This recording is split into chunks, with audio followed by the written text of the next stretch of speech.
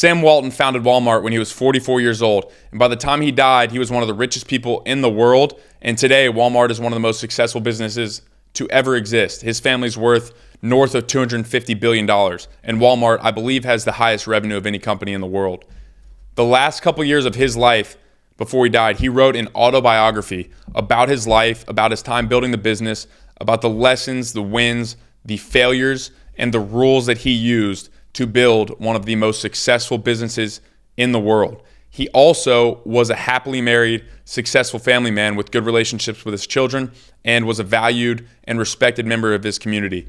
In this video, you and I are going to go over the lessons, the top 10 lessons actually, from this book and from Sam Walton's life that we can apply to our own lives to become better businessmen, better men in general, more respected, useful, and beloved members of our community. Overall, just better men and more sovereign individuals.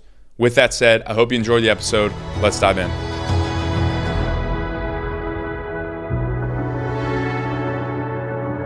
The award was presented on the morning of Tuesday, March 17th in the auditorium of the Walmart general offices, where Dad had held forth on so many Saturday mornings. The room was filled with several hundred of his associates, and their affection for Dad on this special day was particularly moving. They really outdid themselves, and I think they may even have startled President and Mrs. Bush by giving one of the most enthusiastic Walmart cheers we've heard around here in some time. Dad's pleasure was evident, and he called it the highlight of our entire career. Of course, he shared all the credit with his associates, but it was a poignant day. He had to be rolled onto the stage in a wheelchair, and I think most of the associates sensed that it would be their last get-together with him. The room was full of pride that day, but also lots of memories and many tears. Here is what the presidential citation said of Dad. An American original, Sam Walton embodies the entrepreneurial spirit and epitomizes the American dream. Concern for his employees, a commitment to his community, and a desire to make a difference have been the hallmarks of his career. By sponsoring scholarships for Latin America, he has also worked to bring people closer together and to share with others the American ideals he so well represents. A devoted family man, business leader, and statesman for democracy, Sam Walton demonstrates the virtues of faith, hope, and hard work.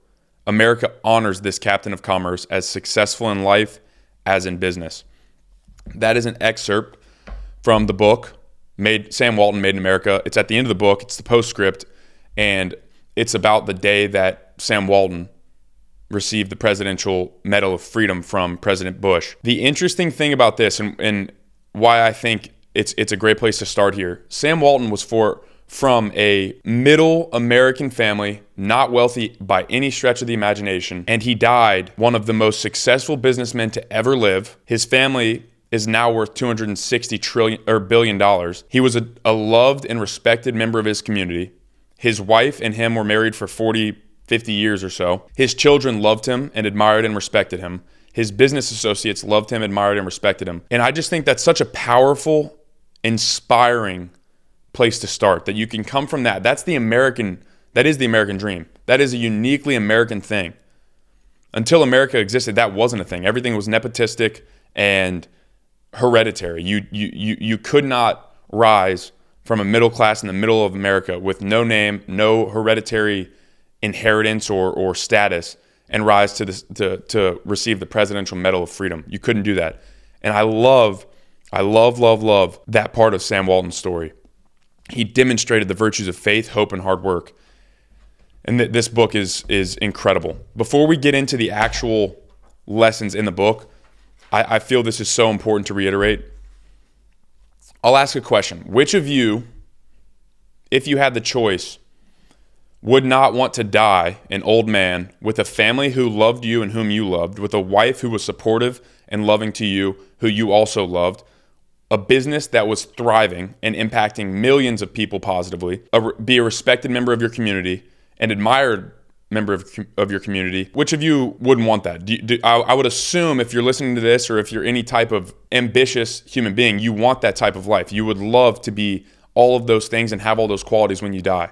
Well, Sam Walton did those things. He was successful in pretty much every endeavor of his life. And he, in the last years of his life, decided to write an autobiography about his story with the lessons, the highlights, the troughs, the low points of his life, the many stories that he has that helped him along his way. He decided to write a book to relay those lessons. And I believe that you and I would be absolutely foolish not to read these stories. This is so center to the mission of this podcast that I feel it's so important to iterate at the beginning of this podcast, because this is a prime example. There's other biographies and stuff which we'll read as well, which I find to be extremely important. But this is literally from the guy's mouth. This is his own thoughts. And I just think that you and I would be so foolish to not read these stories. Napoleon said, "Show me a family of readers, and I will show you the people who move the world." I believe that so firmly. It's one of my most core beliefs. I really believe it, and I think this book is a great example. So this book is packed with so many lessons, so many stories, so many insights across business and life and whatnot, but I've narrowed it down to 10 lessons or 10 buckets. We'll go through those real quick. Number 1, curious and obsessed. That describes Sam Walton. He had an intense work ethic. He was incredibly humble. He was charismatic as they could possibly be, and charisma sells. He filled his gaps, and we'll get into what all these mean and the stories that relate to them. He was a master at aligning incentives. He borrowed and improved ideas, and he did that unashamedly. He was completely unashamed in his copying of good ideas. He was extremely tolerant of looking foolish. He kept his business a family affair, and he utilized leisure and created a sustainable life doing what he loved so that he could do it for a long time and ultimately become very good at it. Those are the 10 lessons that we'll get into throughout this book, and we'll keep coming back to how each of these stories relate to them. But at the beginning of the book, before he gets into the actual story and starts at the beginning of his life and whatnot, he talks about the question that he gets asked all the time about how did Walmart do it? How did Walmart become the most successful retailer of all time? Blah, blah, blah, etc. He gets asked all the time. And he said, "I've usually been flip about answering them. Friend, we just got after it and stayed after it," I'd say. That was his answer. And I think that's so profound because it shows his sort of simple-minded approach to it. He did not overcomplicate things. He started and he just was relentless in the journey. He started and did not stop. And one of my favorite quotes of all time is, "It's the start that stops most people." Sam Walton was not most people. He started and then he just did not stop. He also describes his story. This is a hugely important and pervasive lesson across all these books that we read. You've heard me say it before, I'm sure. He describes this book or his life as a story about believing in your idea even when maybe some other folks don't, and about sticking to your guns. We've talked about it many times, but belief comes before ability, and Sam Walton was the epitome of that. He believed in himself, he believed in the mission, he believed and was convicted in the idea that he was basically devoting his life to. So with all that said, let's get into it. First thing to note about Sam is that he was a simple man. He was from Middle America. He lived in Middle America his entire life. He was not one of these New York financiers. He was not a DC politician. He was not an LA or San Fran sort of tech guy. He was from Middle America. He was a simple man, and that's how he lived his life. In the first lesson to the book, I really don't know what they thought, but I wasn't about to cooperate with them. So they found out all these exciting things about me, like I drove an old pickup truck with cages in the back for my bird dogs, or I wore a Walmart ball cap, or I got my hair cut at the barbershop just off the town square. Somebody with a telephoto lens even snuck up and took a picture of me in the barber chair, and it was in the newspapers all over the country. The point there, this is later in his life when I think Forbes released something saying he was the richest man in America or maybe even the world. And here he is living in Bentonville, Arkansas, a small town. And people come and they think he's living this extravagant life. And he's just like, no, I drive an old truck. I wear a ball cap. I get my hair cut just like everybody else. I put my pants on one leg at a time just like everybody else. He was not interested in status. This goes back to what we talked about, or what we learned about from Naval Ravikant last week, that wealth games are better than status games. He was not interested in the status games at all. Status games are zero sum. They provide no value to society.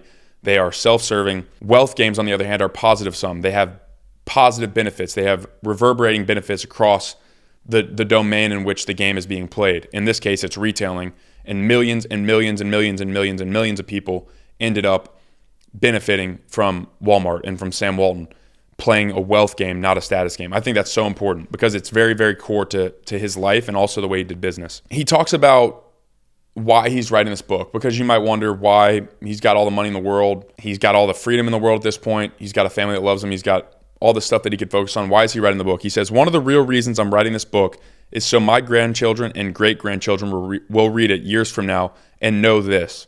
If you start any of that foolishness, I'll come back and haunt you. So don't even think about it. What he's talking about is basically becoming like a wealthy kid where like they're entitled and sort of like these wealthy kids that you see in LA and New York, not in middle America. He said, I will come back and haunt you. And that's the reason I'm writing this book, which I find to be funny. But I also think that's actually a core reason for this podcast. A friend of mine, Nick, shared this idea with me when we were on a podcast together. The idea that this right here is essentially a documentation of the journey that I'm on, that hopefully, God willing, my grandchildren and great-grandchildren and great-great-grandchildren will be able to look back and be like, oh my gosh, there's Grandpa Nolan. This is what he was learning at 25. This is what he was learning at 23. This is what he was learning at 27. This is where he was at. And I think that's so important. And I want to encourage you to start documenting the things that you're learning, to start documenting the part of the journey that you're on. You don't have to have a podcast. Start recording 30-minute videos every week of yourself just talking about your journey, what you're learning, what you're going through, what's resonating with you. I think that's such a powerful exercise, and I think there's 0% chance that when you're 80 years old or when you're long dead and gone, that you would be regretful of spending that time, that your family then gets to look back and see you on your journey and your kids get to learn directly from you. I think that's such a powerful idea, and that's very core to why I'm doing the podcast in the first place. I already mentioned it, but humility. He was very, very, very humble to the book. Here's the thing. Money never has meant much to me, not even in the sense of keeping score. If we had enough groceries and a nice place to live, plenty of room to keep and feed my bird dogs, a place to hunt, a place to play tennis, and the means to get the kids good educations, that's rich. No question about it, and we have it. He wasn't concerned with the wealth or with like the status of wealth. He was more concerned with what he was doing and being joyful and content in that moment. It reminds me of a verse, Luke 16:10. One who is faithful in a very little is also faithful in much, and one who is dishonest in a very little is also dishonest in much. He was totally content with what God was willing to give him and what God gave him. And I think he was diligent in those things. He was diligent in managing those things. And I think that's why God ended up blessing him so profoundly, because God knew that he was diligent in the small things. And I think the lesson there is be diligent, prudent, and work hard and grateful for the small things, and God will bless you with bigger things. Powerful lesson. A core idea for Walmart was frugality. They were literally, their sole focus was to get the customer the lowest possible prices. And not Jeff Bezos. Sorry, we'll get into Jeff Bezos and the many similarities that Sam Walton has with him. But Sam Walton understood that the more they watched their costs, the more frugal they were, the more cost savings rather they could pass on to the customers, which meant they would get a larger market share and then produce more revenue and have more profit. It's just a simple mathematical equation. Jeff Bezos also understood this. So did John D. Rockefeller, etc. But he was obsessed with watching their costs. And to the book, I'll read a little excerpt about that. Now, when it comes to Walmart, there's no two ways about it. I'm cheap. I think it's a real statement that Walmart never bought a jet until after we were approaching $40 billion in sales and expanded as far away as California and Maine. And even then, they had to practically tie me up and hold me down to do it. On the road, we sleep 2 to a room. Although, as I've gotten older, I have finally started staying in my own room. We stay in Holiday Inns and Ramada Inns and Days Inns, and we eat a lot at family restaurants when we have time to eat. Super frugal, sort of very core to the mission, very simplistic, and I think it's important for you and I to think about in our business how you and I can watch our costs so that we can stay in the game and produce the most value for our customers and ultimately reap the most reward as well. Another core idea to this podcast, we talked about it last week with Naval, but is being selective with the games that you play, and then the games that you decide to play, you win at all costs. To the book. So I have always pursued everything I was interested in with a true passion. Some would say obsession to win. He wanted to win. He expected to win. He was ruthlessly competitive, but he was also selective with the games he was playing. He wasn't playing 400 different games. He was playing the retail game, the family game, and the hunting and tennis game. That's it. And in those games, he wanted to win, especially the retail game. He was willing and able to win at all costs. You and I can learn from that. Be selective with the games we're playing. Once we decide the games that we want to play, the few games that we really want to play, we must win at all costs. Otherwise, the games are not worth playing. Like I said, he expected to win. He draws a lot of inspiration from youth sports in his youth and how it taught him to expect to win, to go into tough challenges, always planning and expecting to come out victorious. I think that's really important because a mentor of mine said this to me. You don't get what you want, you get what you expect. And if you expect to win, you're much more likely to win. So, important lesson there. He was also, this is very important, he had a bias towards action. He was not one to sit there and pontificate too much, to be overly interoceptive, to reflect and overanalyze. He was just, hey, let's act. Let's do this and let's experiment. Let's do this and let's experiment. And that is also a pervading sentiment or pervading insight from across these books. Bias towards action. We'll get into more of that later. As I said in the beginning, one of the lessons is he was extremely charismatic and charisma sells. Here's a little excerpt about that.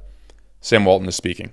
I learned early on that one of these secrets to campus leadership was the simplest thing of all. Speak to people coming down the sidewalk before they speak to you.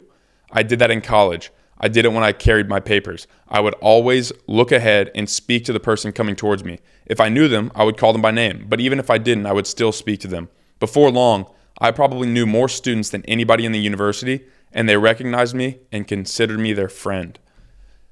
Huge lesson. Huge lesson. It makes people feel important. It makes people feel that you are interested in them. It makes people feel that you're confident. That's just a practical insight. If you see somebody walking down the street that you know, if you see somebody walking around your office that you know, say hi to them or say what's up to them before they say something to you. Sam Walton believed that, and he was ridiculously charismatic, and it benefited him greatly. He had a ridiculous amount of belief in himself. He said, quote, I had a lot of confidence that I could be successful on my own. And that's really what self-esteem is, at least according to Naval Ravikant. Naval Ravikant said something like self-esteem is just believing that you'll be able to figure it out. And that's, like I said, it's so important. So many of these people that you and I study have belief before ability. They think that they can do it. They believe that they can do it. And then they go out and take the actions necessary to prove that belief correct. Because whether you believe you can or can't, you're right. It's very important for us, cultivating belief in ourselves and self-esteem and the belief that we will be able to figure it out. He also had a very supportive wife. Helen Walton was very supportive. That's an important lesson. I think there's no way that he would have done the things that he did, lived the life that he did, and had as successful of a family life as well as he did without a supporting and loving and strong-willed wife as well. He has a little note about goals. I think this is also very important to the book. I've always believed in goals, so I set myself one. I wanted my little Newport store to be the best, most profitable variety store in Arkansas within 5 years. I felt I had the talent to do it, that it could be done, and why not go for it? Set that as a goal and see if you can achieve it. If it doesn't work, you've had fun trying. And so the lesson there, A, set goals, because if you don't know where you're going, any road will get you there. As it says in the Old Testament, without vision, people perish. The people will perish. You need to know where you're going. You need to have an idea of where you want to go. The lesson is that goals are not meant to, you're not meant to know how to achieve your goals, because that is a task. A task is something you know how to do and then you can execute. If you find yourself knowing how to achieve your goal, knowing every step of the way, like, hey, I want to do X, Y, and Z, but I already know how to do that, that's a task, not a goal. You should be stretching yourself, because that's where faith comes in, and that's ultimately how you achieve great things. One of the core principles of Sam Walton's life, it relates to the thing I mentioned at the beginning about reading and studying. He was so unashamed of borrowing good ideas. He did it everywhere. He probably went into more retail stores than any human being ever to walk the earth. And he would go into these stores. Competitors, did not matter who it was, in Europe, in South America, it did not matter, in Asia, all over the world, all his competitors, and he would see what they were doing, see how it was working, and then if it was working, he would come back and borrow it and implement it into Walmart. He called it borrowing, not copying, which I find to be funny. So much so, like when he learned about discounting, I'm pretty sure he literally took a bus ride from Missouri or Arkansas, wherever they were, and bust up there throughout the night just to see a store and then bust back, because he was like, I want to see what's going on. And that ended up changing his life. He said, quote, I had no previous experience in accounting, and I wasn't all that great at accounting in college, so I just did it according to their book. In fact, I used their accounting system long after I started breaking their rules on everything else. I even used it for the first 5 or 6 Walmarts. So accounting, merchandising, setting up a store, pricing, advertising, all of it. He copied all of the good ideas. He would find a good idea, and then he would borrow it, implement it, and then improve it. And that was a huge reason for his success. You and I, this is another lesson, but you and I have talked about this many times, especially since Jeff Bezos, who is the guy who I heard this idea from. Big winners pay for many failed experiments. Sam Walton was completely bought into that idea. He would experiment, he would gather data, he would implement what works, and then he would experiment again, and then he'd gather data, so on and so forth. He was a relentless experimenter. It was core to his philosophy to continually experiment, gather data, and ultimately improve every single thing over a long enough period of time. Here's a note on decisiveness. This is very important because we've talked about this before too, but the idea that there's a one-way door and there's two-way doors. To the book, every crazy thing we tried hadn't turned out as well as the ice cream machine, of course, which is a thing that he experimented on. He put an ice cream machine outside the store, and it basically like a top of funnel lead magnet that got people to come into the store, and it worked great, and he copied it from another company. Every crazy thing we tried hadn't turned out as well as the ice cream machine, of course, but we hadn't made any mistakes we couldn't correct quickly. None so big that they threatened the business. And the lesson is, if you can fix it quickly, decide quickly. Jeff Bezos has this idea that there are one-way doors and two-way doors. A two-way door is a door that you can open, walk through, and if it's the wrong decision, you can quickly turn around and find another door to walk through. Those are the decisions that you can change quickly. One-way doors, such as the actual line of business you get into, who you're married to, your business partners, those are one-way doors that if you walk through them, you need to be pretty sure about what you're doing. You need to be diligent and prudent in your due diligence, or in your discovery, in your studies and your research about those doors, because those doors are much harder to walk back through. Sam Walton knew that, and he said, basically, if you can decide quickly, or if you can fix the decision quickly, then you need to decide quickly, because the faster you decide, the more decisive you are, the more quick your feedback loop is. The quicker your feedback loop is, the more information you get and the better you improve, and you do it at a quicker clip than being slow and indecisive. TLDR on Sam Walton's life up to this point. He goes to college. He's super involved in college. He goes to the military. World War II. He goes to the military. Comes back. He wants to get into retailing. He works for like JCPenney and whatever, and then he starts his own five and dime store. It ends up being very successful. But when he was signing the lease, he made a mistake. And essentially the landlord didn't renew his lease because he saw how successful Sam Walton was. So he just basically took his store from him because he didn't have the capability of renewing his lease. He essentially gets everything taken from him. And him and his family were just starting to settle into this town. They loved it. And he hits rock bottom, essentially, into the book. The challenge at hand was simple enough to figure out. I had to pick myself up and get on with it. Do it all over again, only even better this time. This reminds me of a quote by Teddy Roosevelt that was essentially, it's very quick, but it's essentially the only thing to do is to move resolutely forward. That is, when you're at rock bottom, the only thing you can do is continue taking a singular step at a time. He literally lost everything. His store was crushing, doing very well. His family was getting ingrained in the community. They loved it there. And the store just gets taken from him because of his own mistake. He took responsibility for it, and he didn't wallow in his own self-pity. He moved on, and ultimately it ended up being probably one of the best things that ever happened to him. He was willing to leave. This is another thing to the book. When we left Newport, it was a thriving cotton town, and I hated to leave. We had built a life there, and it was so disturbing to have to walk away from it. I still have good friends from those days. That's Helen Walton talking about it. And the lesson there is you have to be willing to leave. You have to be willing to cut your past, because staying in that town, what would Sam Walton have done? He just built a store that was doing better than all the other stores. What is he going to try to start in that same town and then compete against the store that he built so successfully? No, he had to leave. He knew it, and he swallowed that pain, and he moved to a new town and started over again. I believe he moved to Bentonville, actually. I think this is where he moved to next. And the lesson here is saturation does not exist if your product is better. To the book. It was the smallest town of the towns we considered, and it already had 3 variety stores when one would have been enough. Still, I love competition, and it just struck me as the right place to prove I could do it all over again. So he chose a town that was smaller than the one he'd just come from, and it already had 3 stores. But he said, you know what? I love competition, and I believe that I can do it better. Therefore, saturation does not exist.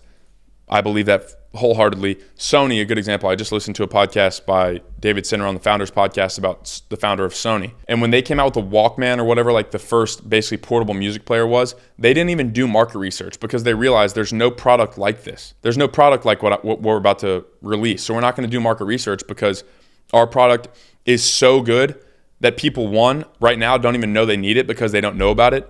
But two, once they see it, they're going to have to do it. Their product was better, and they believed in that. Back to charisma, I guess Mr. Walton just had a personality that drew people in. He would yell at you from a block away, you know. He would just yell at everybody he saw. And that's the reason so many liked him and did business in the store. It was like he brought in business by his being so friendly. Charisma sells. There's a lesson that I learned from my real estate teacher, probably the only thing I really remember from college, to be frank. Real estate development class, junior year. And my teacher said, all things constant, friends hire friends. All things not constant, friends still hire friends. And it's the same with business.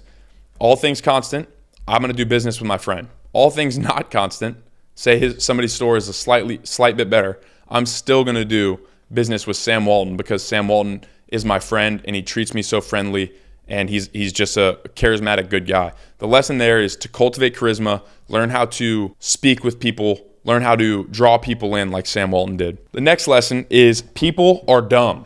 You've heard this many times, but people are dumb. Most people are dumb. It is your vision. God gave you the vision because he wants you to bring it to fruition. I've said this many times. But Sam Walton, just like so many entrepreneurs, people doubted him. People were like, oh, that's not going to work. We'll give that 60 days, maybe 90 days. He won't be there long. Well, Sam Walton's richer than all these people could ever possibly imagine because he's the one who actually had the vision and he pursued it. If he had listened to them, we wouldn't be talking about Sam Walton. That's the whole point. People are dumb. Reminds me of the quote last week from Naval Ravikant. He said, don't try to impress people who don't care about you. And most people don't care about you.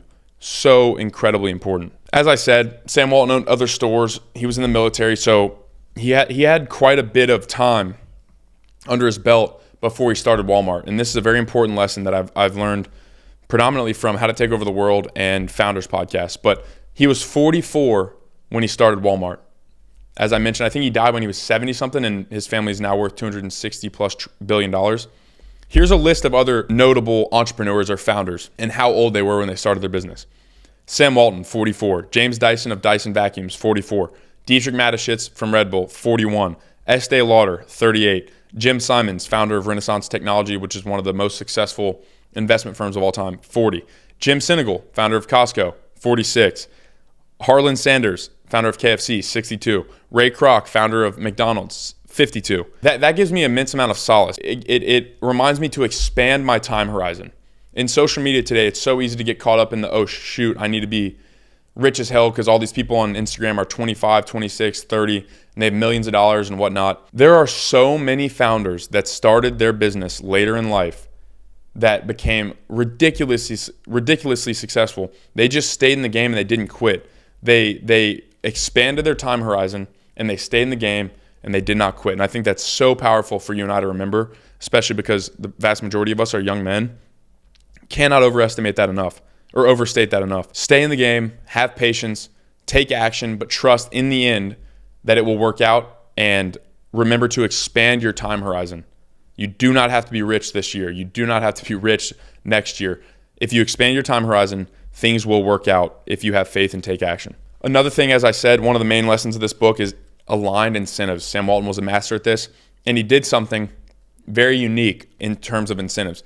He started a profit-sharing model with his store managers and even the employees at Walmart, where they would basically get a share of the profits. And he understood that if I give somebody like ownership or a piece of the upside, they are going to be so much more inclined to increase the upside than if I just gave them a flat rate. How incredible is that? They had a profit sharing program where essentially even like employees, not store managers, not executives, but like employees at Walmart stores, after a certain period of time working there, they got like an ever increasing percentage of this fund called profit sharing, where, I mean, they had people that were truck drivers retiring with $1 million, which is incredible. But you got to think, how much more inclined is that truck driver going to be to make sure he's doing his job correctly, or that associate at the store that's greeting people, or the clerk at the store that's checking people out, how much more inclined are they going to be to do a great job and to make sure that the customer's having a great experience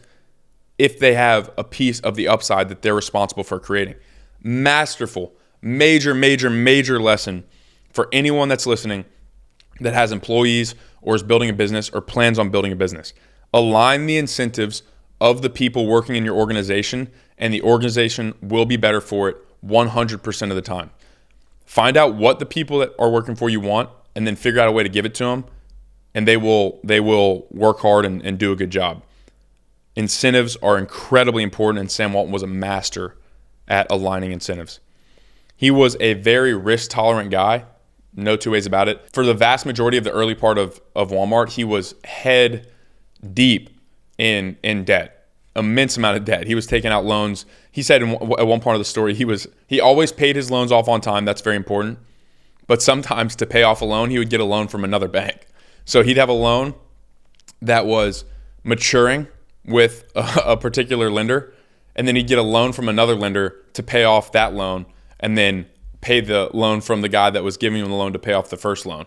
So he was very risk tolerant, which I believe to be a prerequisite for success or even a life well lived. You have to take risks. You have to be willing to start back at zero. You have to be willing to fail, because most people don't do that and they live mediocre lives. We talked about it last week, the idea that Teddy Roosevelt was described as utterly unself-conscious. He was not caught up in thinking about how people perceived him. He lived his life. He was authentic to himself.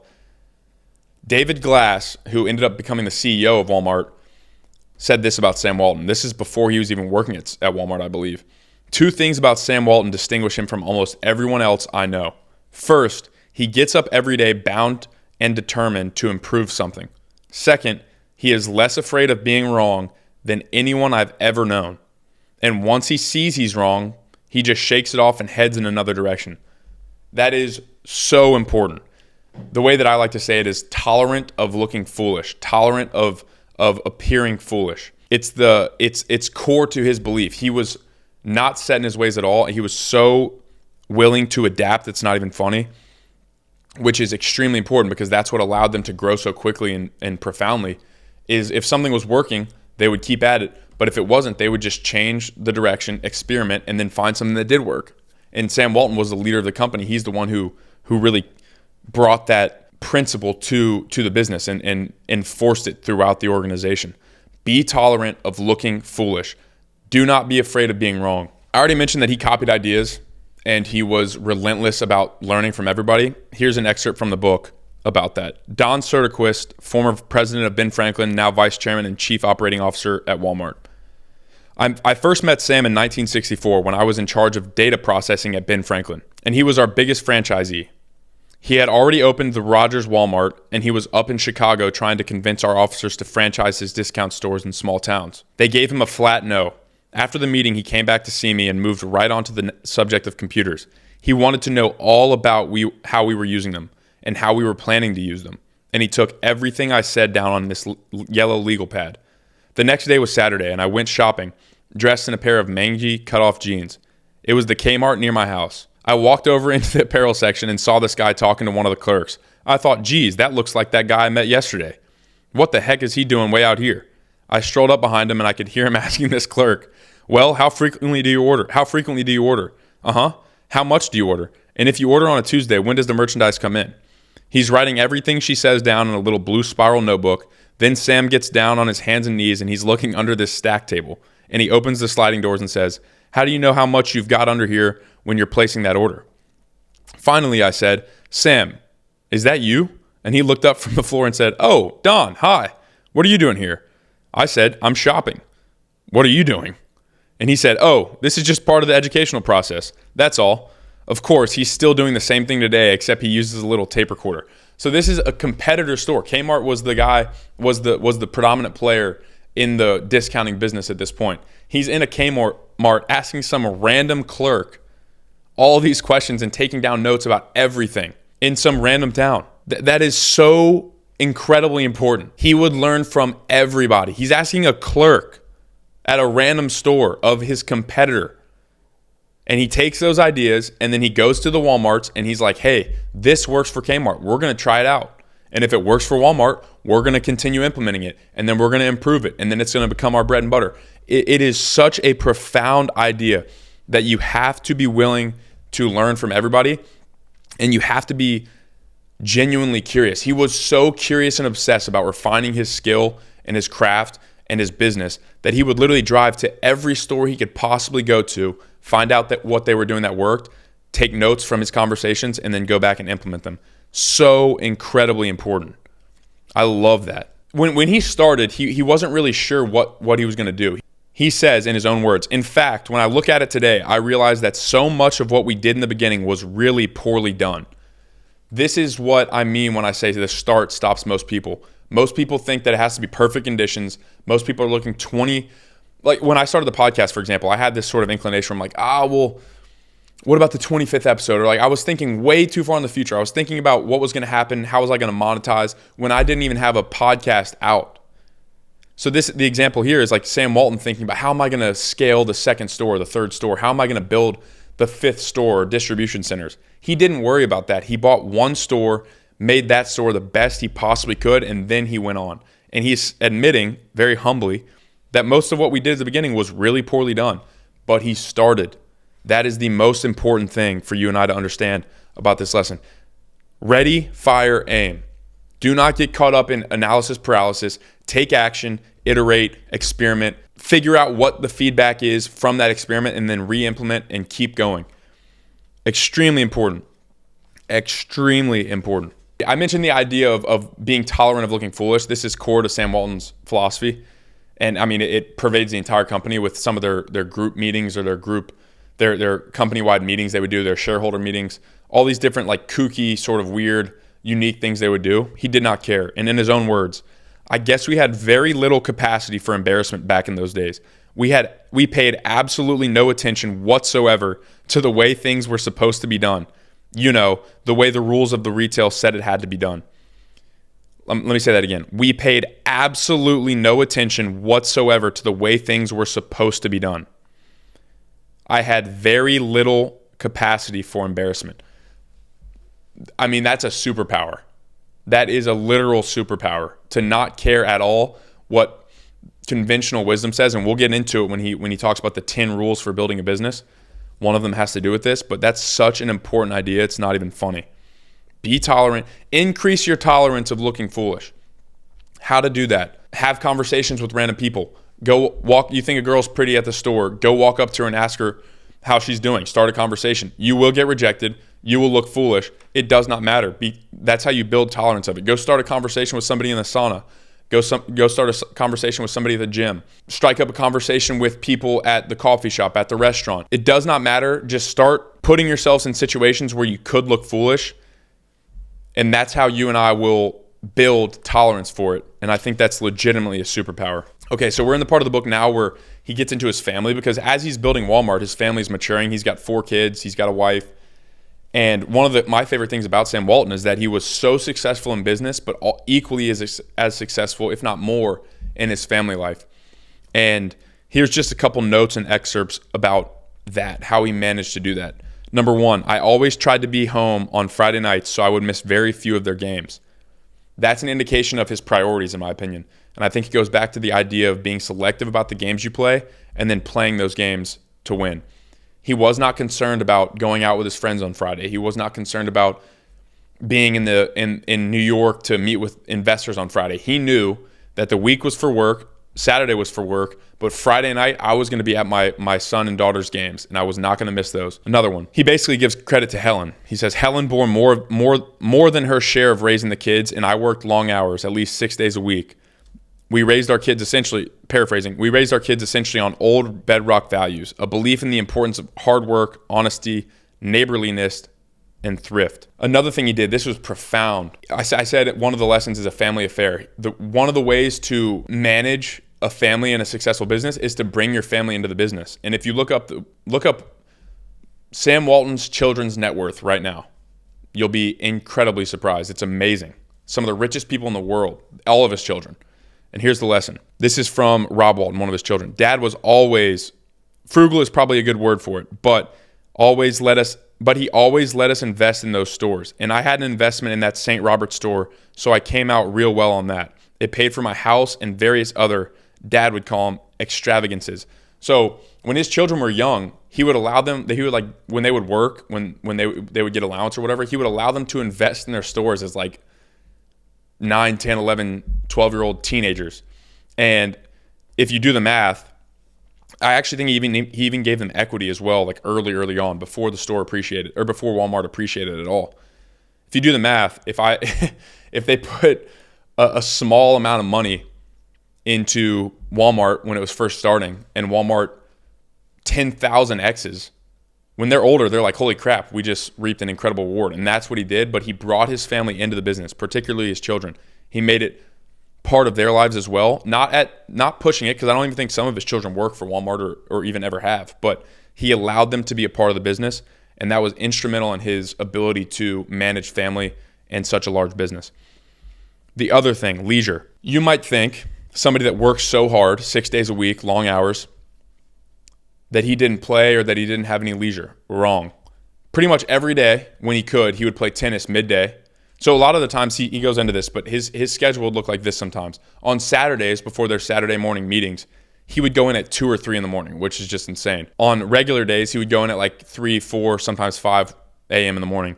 He would work. He would play tennis in the middle of the day. Then he'd go work some more. And then during hunting season, he would leave because he was obsessed with bird hunting. He would leave 3, 4 o'clock and get a couple hours of hunting in after work. And the lesson there for me reminds me of another Teddy Roosevelt quote. When you play hard. When you work, don't play at all.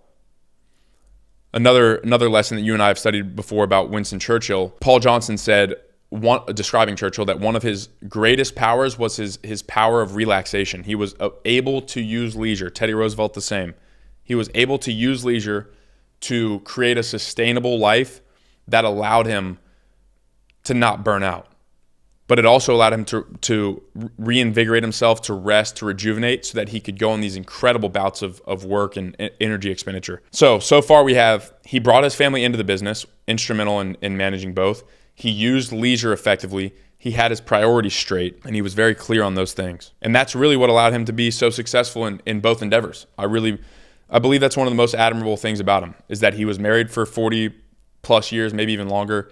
He had children that loved him and he loved, that were not estranged from him. They loved him very much. He was a good father, a good husband, and a good businessman. I love the idea and the inspiration that you can have all those things. Okay, so the last thing that he really talks about in regards to his family in this chapter is how he would like to make sure that they didn't end up like these wealthy kids that he mentioned earlier, like the whole reason that he's writing this book, to the book. But I'd hate to see any descendants of mine fall into the category of what I would call idle rich, a group I've never had much use for.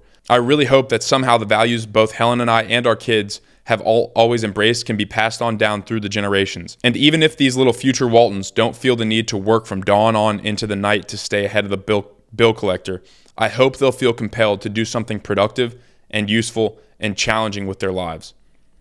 This reminds me of The Strenuous Life speech by Teddy Roosevelt. I think it was like 1899 rather. I believe he was speaking to the Hamilton Club in Chicago. If you have not read this speech, go ahead and do it right now, actually. Pause the podcast, look up Strenuous Life by Teddy Roosevelt, go read the first 2 paragraphs. It's one of the best speeches ever written, particularly for young men. It's absolutely incredible, and there's an excerpt that relates very, very closely to this lesson. If you are rich and you are worth your salt, you will teach your sons that though they may have leisure, it is not to be spent in idleness. For wisely used leisure merely means that those who possess it, being free from the necessity of working for their livelihood, are all the more bound to carry on some kind of non-remunerative work in science, in letters, in art, in exploration, in historical research, work of the type we most need in this country, the successful carrying out of which reflects most honor upon the nation. Non-remunerative means doesn't relate to money. It's not like profit producing. So he's basically saying, if you're rich and you're worth your salt, you will still use your leisure in productive and useful endeavors. That is what Sam Walton hopes for his family, and that was a huge driver for the way that he raised his children. Because obviously, think about it. He grew up in a middle-class family, and now his children, whether they wanted to or not, by the time they're 20, are members of one of the richest families in the U.S., or on track to become one of the richest people in the world. very interesting parenting challenge that he had, and I think he did a good job. And that was core to it. Go read the Strenuous Life speech. I'm serious. Pause this podcast if you haven't already. Go read it. Come back and finish the Sam Walton episode. It's fantastic. Okay, a couple lessons here. Number one, we read about Jeff Bezos. You and I studied Jeff Bezos and Amazon. They had Barnes & Noble. Barnes & Noble was doing like $2 billion in sales when Amazon was doing like $14 million. And Barnes & Noble basically just wrote them off as a non-competitor, completely neglected them. And I mean, as you can now get, I mean, Amazon's like probably hundreds of times more valuable than Barnes & Noble. So we see who won that battle. Wal-Mart was the exact same. Walmart's entire ideology was essentially to take discount retailing, which was a new phenomenon, which Kmart, their number one competitor, was doing in cities, in big urban areas, populated urban areas. Walmart went where nobody else would go and went into small town America, towns of 5,000, 10,000, 15,000, 20,000 people. The reason nobody did that, the reason Kmart wrote them off, is they said there's no way there's that amount of business in small town America. Well, when's the last time you went into a Kmart? When's the last time you even saw a Kmart? Point proven. Walmart's probably hundreds. I don't even know if Kmart's around. Walmart's one of the most valuable, highest earning companies in the entire world. So we can see who won this battle as well. Major lesson there. To the book. Actually, during this whole early period, Walmart was too small and insignificant for any of the big boys to notice. And most of the promoters weren't out in our area, so we weren't competitive. They literally just slid under the noses of these big guys and destroyed them all, which I find so awesome. I love that. Absolutely love that. It's so tenacious that it's incredible. It's also just a little testament to the power of middle America. Walmart took their needs seriously, took their wants and desires seriously, and then satisfied those desires, and is now one of the most valuable companies in the world. Major, major lesson. The second lesson on this page is that you have to ask. Most people don't ask. To the book. I probably visited more headquarters offices of more discounters than anybody else ever. I would just show up and say, "Hi, I'm Sam Walton from Bentonville, Arkansas. We've got a few stores out there, and I'd like to visit with Mr. So-and-so," whoever the head of the company was, about his business. And as often as not, they'd let me in, maybe out of curiosity, and I'd ask lots of questions about pricing and distribution, whatever. I learned a lot that way. The lesson there's a famous Steve Jobs quote that says something to the effect of, most people never pick up the phone and call. Most people never ask. And that's what separates the people that do things from the people that just dream about them. You have to pick up the phone and call. Sam Walton picked up the phone and called. Not even that. He literally went to offices and just said, "Hey, I'm Sam Walton." This is not when Walmart's the most successful company in the world. This is when they have a few stores in Arkansas. Completely irrelevant. And he would just walk into the CEO's office and be like, "Hey, I'm Sam Walton. I've got a couple stores down in Arkansas. You have some time?" And he said more often than not, they would let him in and he would learn from them. You have to be able to pick up the phone. You have to be willing to pick up the phone and ask. The reason most people don't do that is fear of rejection, fear of being told no, fear of looking foolish, fear of somebody looking and be like, "Hey, what are you talking about, man? You have 3 stores. Why would I ever take time with you?" Sam Walton didn't care. And that's how he learned things that got him to be the most successful entrepreneur of all time. One of them. I cannot emphasize that enough, because in the podcast, in my own life, I've noticed that as well. There's a level of anxiety or fear or foolishness that comes from asking people to be on the podcast, especially early on when I had 20, 30 episodes, not much of a pedigree, not many downloads. There's an element of rejection that's kind of inherent in asking these people. Once you get over that, I'm like convinced that that's a superpower. That the tolerance of looking foolish and the willingness to ask is a superpower. Steve Jobs called the founder of Hewlett-Packard to ask for a computer or something. Ended up getting out of the yellow pages. I'm pretty sure he literally just called his number in the phone book. Ended up getting a job and then obviously became Steve Jobs. It is a superpower to be willing to ask and be rejected. Do what you can in your life to build that tolerance. Here's another example of that. This is Abe Marks writing in the book, a little excerpt, who was the first president of NMRI. So I say, "Well, welcome to the fraternity of discount merchants. I'm sure you'll enjoy the conference and getting acquainted socially with everyone." Well, to be perfectly honest with you, Mr. Marks, I didn't come here to socialize. I came here to meet you. I know you're a CPA and you're able to keep confidences, and I really wanted your opinion on what I'm doing now. So he opens up his attaché case, and I swear he had every article I had ever written and every speech I had ever given in there. I'm thinking, this is a very thorough man. Then he hands me an accountant's working column sheet showing all his operating categories all written out by hand. Then he says, tell me what's wrong. What am I doing wrong? I look at these numbers. This was in 1966, and I don't believe what I'm seeing. He's got a handful of stores, and he's doing about $10 million a year with some incredible margin. An unbelievable performance. So I look at it and I say, what are you doing wrong? Sam, if I may call you Sam, I'll tell you what you're doing wrong. I handed back his papers and I closed his attaché case, and I said to him, being here is wrong, Sam. Don't unpack your bags, go down, catch a cab, go back to the airport, and go back to where you came from and keep doing exactly what you're doing. There is nothing that can possibly improve what you are doing. You are a genius. That's how I met Sam Walton. There's so many lessons in this small story. Number one, he was relentlessly curious about learning. So this is actually a conference that he was at, not a competitor, where it was for like retailers.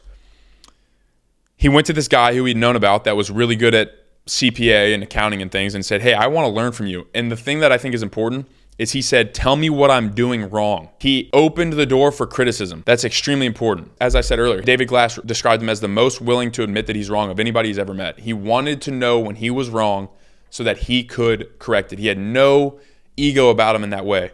No ego at all. He was eager to find out how he was wrong.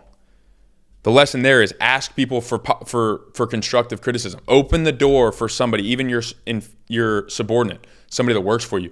Open the door for constructive criticism so you can know what you're doing wrong and then learn from it. Another core idea, I got this from Founders Podcast, just like I've gotten many ideas. If you're not listening to that podcast, you should. It's absolutely incredible if you're a young man interested in business or already in business. It's incredible. But the idea of investing in tech, and that is instrumental to Wal-Mart's growth. Sam Walton, being the simple man that he was way ahead of his time in the technology that he invested, mostly at the bequest of people that worked for him. They had to pull his teeth to invest in the technology that they knew they needed to, and he was willing at a certain point to do so, and it paid off dividends. Okay, so on that note, the idea of filling your gaps. Fill your gaps is sort of the aphorism that I've come up with in this regard in terms of hiring. Sam Walton knew his strengths, and he knew his weaknesses. He played to his strengths, and then he hired people that played to his weaknesses, whose strengths were his weaknesses. To the book, I've played to my strengths and relied on others to make up for my weaknesses. John D. Rockefeller did this as well. We've talked about this. Find people who like doing the work that you don't like to do so that you can do the work you like to do, and they can do the work that they like to do. And then everybody in your organization at a certain point is doing work that they're actually interested in and like to do. It's not hard to imagine how much more effective an organization is if it's built or made of people doing things they like to do. Sam Walton knew that. He hired people to fill his gaps, and then they grew together because everybody's doing things that they were good at and they like to do. Very, very important. Fill your gaps. This is a huge leadership lesson related to hiring as well. To the book, you've got to give folks responsibility, you've got to trust them, and then you've got to check in on them. The idea there is that, like, from a leadership perspective, you've got to give people responsibility if you're a leader. You're going to wear yourself out. They're not going to be incentivized to do well if they don't have any responsibility or say over what happens. They're not going to want to do it because everybody wants to have agency. So if you give people that work for you or work with you agency, and you trust them to do a good job, and then you actually check up and keep them accountable on the things and tasks that you've given them, they will exceed your expectations most of the time. If not, you fire them or find a new role for them and you move on. Sam Walton, as we mentioned, this is extremely relevant to what we're talking about in terms of hiring, filling your gaps. To the book. But from the very beginning, even on my paper routes in college, I have also been a delegator, trying to hire the best possible people to manage our stores. A quick aphorism to help you remember this is do it, delegate it, or delete it. So if there's a task or something that needs to be done, if you're the best person to do it, then you do it. If you are not the best person to do it and it needs to be done, then delegate it. If you don't need to do it and somebody else doesn't need to do it, then you just delete it. Remove it from the process because it's just dead weight at that point. Do it, delegate it, delete it. Sam Walton was a master at that. We talked about this last week as well, but Naval Ravikant basically says, find work that feels like play to you and looks like work to others. Sam Walton said to the book, but while we were doing all this work, we like to have a good time. It's sort of a whistle while you work philosophy, and we not only have a heck of a good time with it, we work better because of it. exactly what we were just talking about. If people are doing work they enjoy and the work is as fun as it can be and as interesting as it can be and as rewarding as it can be, everybody's going to do a better job. That's just how it is. And the more we can align incentives and create an environment where that's actually appreciated and encouraged, the better we're going to be in our businesses and in our organizations. I believe that wholeheartedly. Another way that he would motivate his people is complimenting. He was not conservative with praise, he said. Let me read the quote, actually. He said, "Everybody likes praise, and we look for every chance we can to heap it on somebody. Because as Naval Ravikant also said, if you want to change somebody's behavior, compliment them. Give them a compliment." Here is the secret. Sam Walton reveals his secret to Wal-Mart's success, to the book. It's a simple one, and I've repeated it over and over in this book until I'm sure you're sick to death of it. But I'm going to say it again anyway. The secret of successful retailing or business is to give your customers what they want, to be customer obsessed. Jeff Bezos did this, Sam Walton did this, John D. Rockefeller did this, Steve Jobs did this. It's a principle of business that if you give your customers what they want, they will be your customers for a long time. That's all you need to do. That's also it's a good reminder of first principles and leading indicators. Find the top of the funnel thing, the most important thing for you to focus on that everything else will come after, and then focus on that and build systems around that goal being reached. Don't build bureaucracy for the sake of bureaucracy. Don't create middle managers that are unnecessary. Don't create processes that don't contribute to that number one focus, and you'll be pretty good. You'll be well off. We've talked about it before, but I mean, many times we'll continue to talk about it. But big winners pay for many experiments. To the book, we conducted other similar but less publicized experiments that didn't work out so well either. Our dot discount drug concept grew to 25 stores before we decided it wasn't going to be profitable enough. And we tried one home improvement center called Save More in the building which had housed the original Wal-Mart in Rogers, which also was not a success. As David Glass says about me, once I decide I'm wrong, I'm ready to move on to something else. Big winners pay for many experiments. You have to be willing to experiment to get to the winner that will pay for those failed experiments. I cannot reiterate that enough. Okay, so now we're towards the end, and he is in the back 2 chapters. He talks about more tangible, practical lessons about building business. And one thing that he says about Wal-Mart is they thought small, and that was core to their idea, their belief, and their growth. To the book, there's nothing at all profound about any of our principles. In fact, they're all common sense, and most of them can be found in any number of books or articles on management theory, many of which I've read and studied over the years, but I think the way we've applied them at Wal-Mart has been just a little different. Here are 6 of the more important ways we at Wal-Mart try to think small. Number 1, think one store at a time.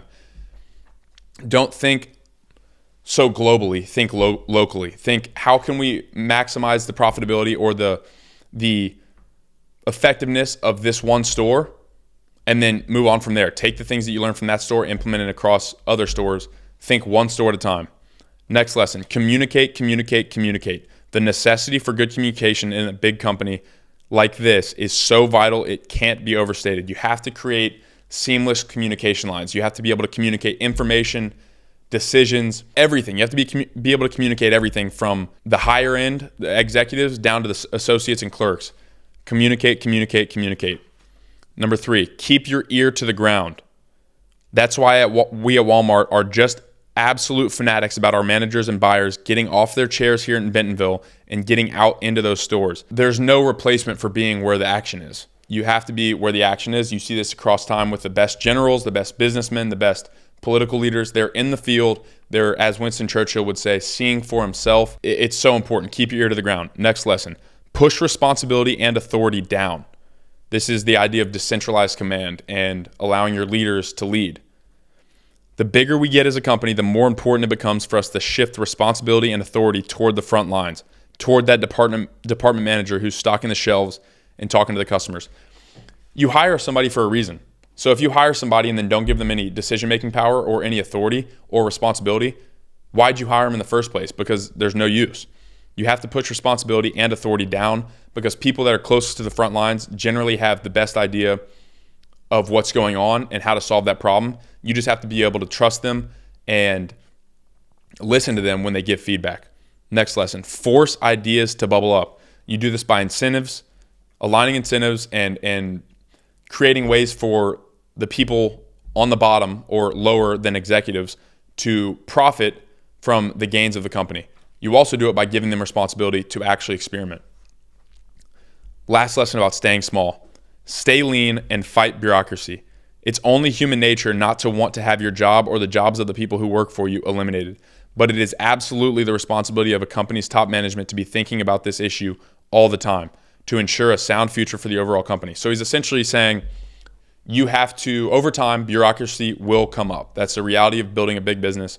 You will create jobs that duplicate or overlap each other, and it's not a good part of the job, but you have to cull those. You have to remove those every so often, those middle managers that are not necessary, those processes that are not necessary. You have to stay lean and fight bureaucracy.